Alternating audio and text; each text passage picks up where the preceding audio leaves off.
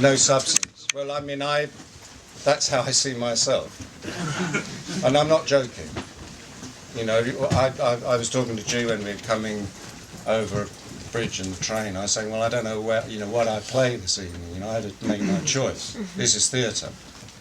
I am an apparency. I'm a T-shirt with a voice. You know, so we're all in that position. We are having to make these big choices. Where do I take this? Where do I take that? Well, if you then take the T-shirt, no, it hasn't, but it's got essence. You know, it hasn't got the substance. It has the essence. Well, it has the potential. So, I mean, I would be much happier seeing 1,000 kids wearing Crass T-shirts and not knowing what the fuck they were, rather than a swastika and not knowing what the fuck that was.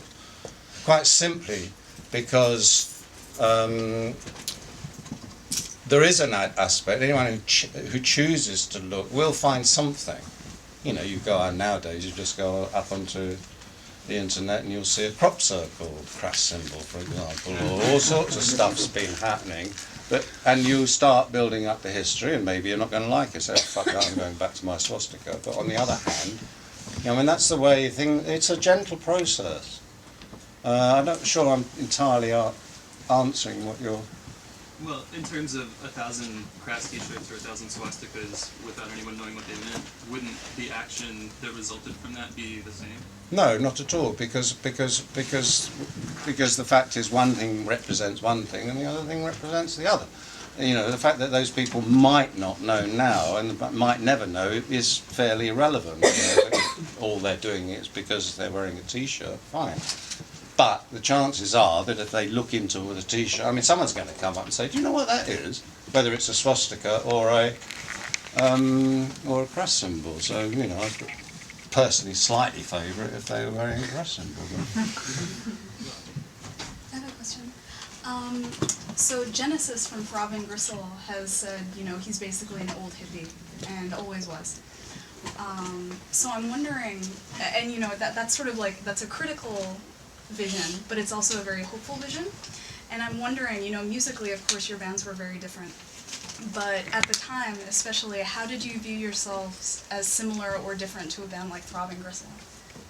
Well, I mean, our relationship with Throbbing Gristle went right back to, you know, the 60s, when they were an outfit called Coombe. When we were running an outfit called Exit, I used to find their stuff, you know, pretty offensive, because my own direction at the time with Exit was sort of down a sort of radical Zen sort of path, very aesthetic, very beautiful statements, powerful statements, but presented in a very beautiful ways, you know. And my own feeling was that was sort of exhibitionist, and a lot of the work they did was simply designed to shock, you know, in a sort of, with very little substance, you know. I mean, it's fairly easy to shock people by hanging tampons on a clothesline. It doesn't, you know, the way that Jackson Pollock shocked people by looking into his deeper soul, and or John Coltrane managed to produce a Love Supreme from his deeper soul. That was shocking, that anyone can arrive at that amazing point of creativity.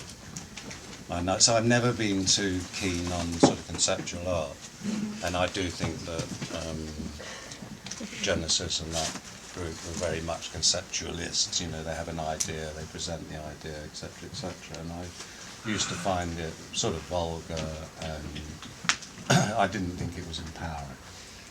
I think beauty, you know, and one can talk for hours about the qualities of beauty. I mean, I think one of the amazing effects of G's artworks, you know, which often portrayed the most hideous, you know, human behaviour, but the profound beauty of their production actually somehow brought humanity back into the picture. It wasn't just like some horrible picture being presented to you, look at this, isn't it horrible?